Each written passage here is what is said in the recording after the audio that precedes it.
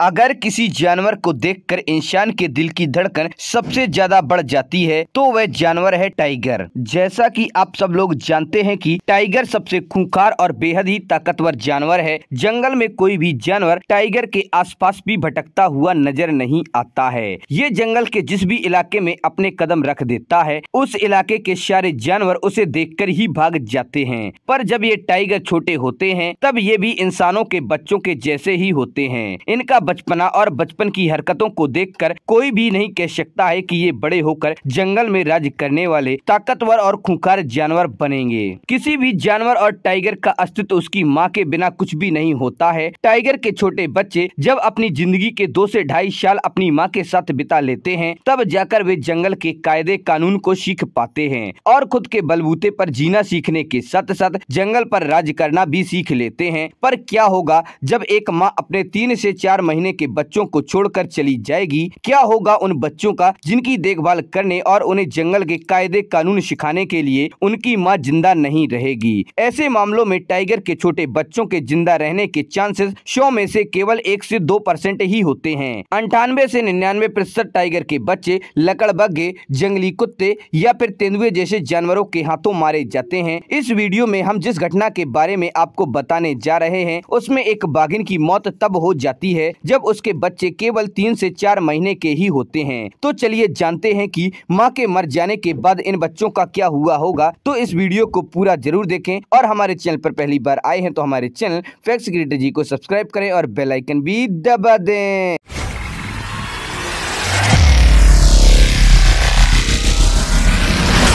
Tiger के बच्चों पर किया गया यह प्रयोग इतिहास का ऐसा पहला प्रयोग था जिसे दुनिया में ना ही किसी ने किया था और ना ही किसी ने सुना था। मध्य प्रदेश के बांधवगढ़ नेशनल पार्क में एक सुरक्षित जगह पर एक रहस्यमय प्रयोग किया गया। इस प्रयोग को इतना छुपा कर किया गया कि इसके बारे में बांधवगढ़ के कुछ गिने चुने अधिकारियों को और प्रयोग में तैनात कुछ लोगों को ही पता था। जंगल के जिस जगह पर प्रयोग की शुरुआत हो चुकी थी उस जगह पर किसी व्यक्ति को आने जाने की परमिशन बिल्कुल नहीं थी। इस प्रयोग में शामिल थे टाइगर के 3 छोटे बच्चे। इस प्रयोग को करने के पीछे का कारण यह था कि इन टाइगर के बच्चों को बड़ा करके वापस जंगल में पुनर्वास करवाना था। इस प्रयोग को लेकर वन विभाग के अधिकारियों का मानना था कि अगर ये प्रयोग सक्सेस हो जाता है तो इंडिया में बाघ संरक्षण में एक नई क्रांति आ सकती है। पर ऐसी कौन सी नौबत आ गई कि वन विभाग के अधिकारियों को इस तरह का एक रहस्यमयी प्रयोग करना पड़ा? इसके पीछे की सबसे बड़ी वजह को जानकर आप आश्चर्यचकित हो जाएंगे। वास्तव में हुआ कुछ ये था कि बांधवगढ़ नेशनल पार्क की सीमा पतोर नामक एक गांव से जुड़ी हुई है। इसके बावजूद भी जंगल के जानवर कभी गांव में नहीं घुसते थे। पर एक दिन ऐसा आया कि एक टाइग्रेस को मजबूरन शिकार की तलाश में गांव के किनारे तक जाना पड़ा और उस टाइग्रेस ने पतौर गांव की एक गाय को अपना शिकार बना लिया। जब गांव वालों को पता चला कि किसी बाघिन ने गाय का शिकार कर लिया है तब गांव वाले बहुत ज्यादा गुस्से में आ गए और गांव के सभी लोगों ने मिलकर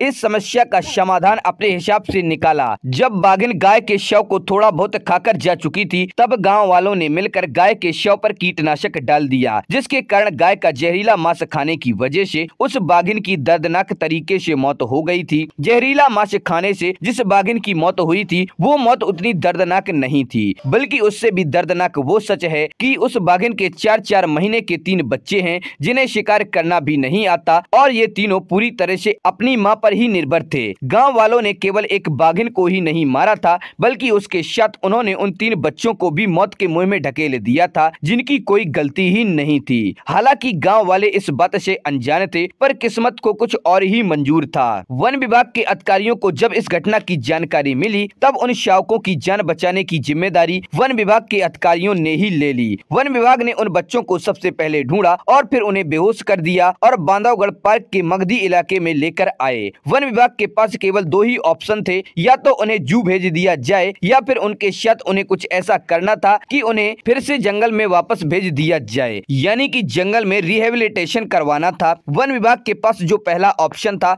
वो बहुत ही आसान था पर उससे उन शावकों की जिंदगी एक जेल में बंद होने जैसी हो जाती। लेकिन दूसरा ऑप्शन बहुत ही ज्यादा मुश्किल था क्योंकि इसमें उनको सिखाना था जंगल में शिकार करना और जंगल के कायदे कानून जो सिर्फ उनकी माँ ही कर सकती थी। अधिकारियों ने बच्चों के लिए जिस प्रयोग की शुरुआत की थी वो बिल्कुल ही आसान नहीं था जितना वे लोग समझ रहे थे। इस प्रयोग का वन विभाग के अधिकारियों को अपने बलबूते पर ही करना था। सबसे पहले उन्होंने टाइगर के शावकों को बाड़े के उस कोने में रखा जो सबसे सुरक्षित था और वहां पर सीसीटीवी कैमरे भी लगवा दिए ताकि उनकी सभी हरकतों पर नजर रखी जा सके। सीसीटीवी लगवाने का सबसे बड़ा कारण यह था कि ये टाइगर के तीनों बच्चे इंसानों को देखकर तुरंत ही छुप जाते थे। वन विभाग का कहना था कि ये तीनों कप्स बहुत ही ज्यादा शर्मीले थे, जिसके चलते बिना सीसीटीवी के इन टाइगर के कप्स पर नजर रख पाना बहुत ही ज्यादा मुश्किल था। टाइगर के शावकों पर की जाने वाली ये पहली रिसर्च थी। आज से करीब 60 साल पहले एक अमेरिकी जू वैज्ञानिक डॉक्टर जॉर्ज स्केलर ने मध्य प्रदेश के कान्हा नेशनल पार्क में टाइगर के स्वभाव पर लगभग 9 से 10 महीनों तक रिसर्च किया था। पर बांधवगढ़ नेशनल पार्क के मगधी में जो रिसर्च किया जा रहा था वो बहुत ही ज्यादा भिन्न था। सीसीटीवी लगवाने के 1 साल बाद वन विभाग के अधिकारियों ने देखा कि टाइगर के तीनों बच्चे बहुत ही तेजी से ग्रोथ कर रहे थे, साथ ही साथ जंगल के तौर तरीके भी सीख रहे थे। इन तीनों में एक मेल और 2 फीमेल टाइगर थी। आप लोग जानते होंगे कि मेल टाइगर फीमेल टाइगर से बड़ा होता है और किसी भी तौर तरीकों को बहुत ही जल्दी सीख लेता है। ऐसे ही इन तीनों के साथ भी देखने को मिल रहा था। अधिकारियों ने उस मेल टाइगर का नाम रखा राजा और उन 2 फीमेल टाइगर्स का नाम रखा रानी और राजकुमारी। तीनों बहुत तेजी से ग्रोथ कर रहे थे। वन विभाग की नजर हमेशा उन तीनों पर रहती थी क्योंकि इस प्रयोग में उन तीनों का ख्याल रखने के साथ साथ उन्हें जंगल के नियम भी सिखाने थे ताकि वे जंगल में अपनी जगह बना सकें और अपने लिए इलाके की खोज भी कर सकें। तीनों भाई बहन अब बड़े हो चुके थे। बड़े हो जाने के बावजूद भी वे तीनों इंसानों को देखकर छुप जाया करते थे।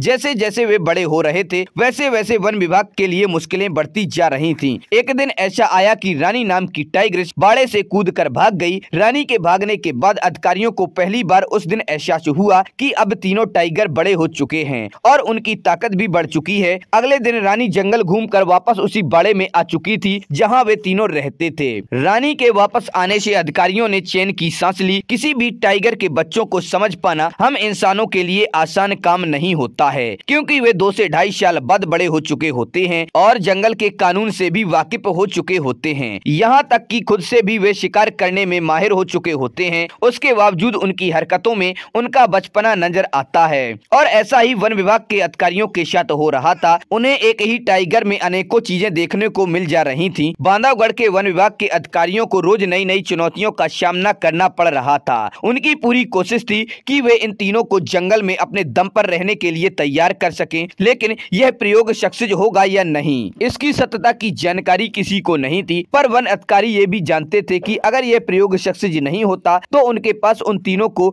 चिड़ियाघर छोड़ने के अलावा और कोई रास्ता नहीं बचा था। एक दिन वन विभाग के अधिकारियों ने अप्रैल के महीने में तीनों को मरे हुए जानवर को खाने के लिए दिया। उन्हें खाने का अलग अलग स्वाद बताने के लिए उनके मांस में अलग अलग प्रयोग किए गए। ये तीनों टाइगर उनके इलाके में आए जानवर का शिकार करने के लिए उन्हें घेर लेते थे, घेर कर पकड़ भी लेते थे और उसे मारने की कोशिश भी करते थे, पर उसके मरने से पहले ही उसे छोड़ देते थे। कुछ दिनों बाद वन विभाग ने सीसीटीवी फुटेज में जो देखा उसे देखकर उन्हें यकीन नहीं हो रहा था। जिस प्रयोग को सक्सेस करने के लिए उन्होंने इतनी मेहनत की, फाइनली उन्हें उसका फल मिल ही गया।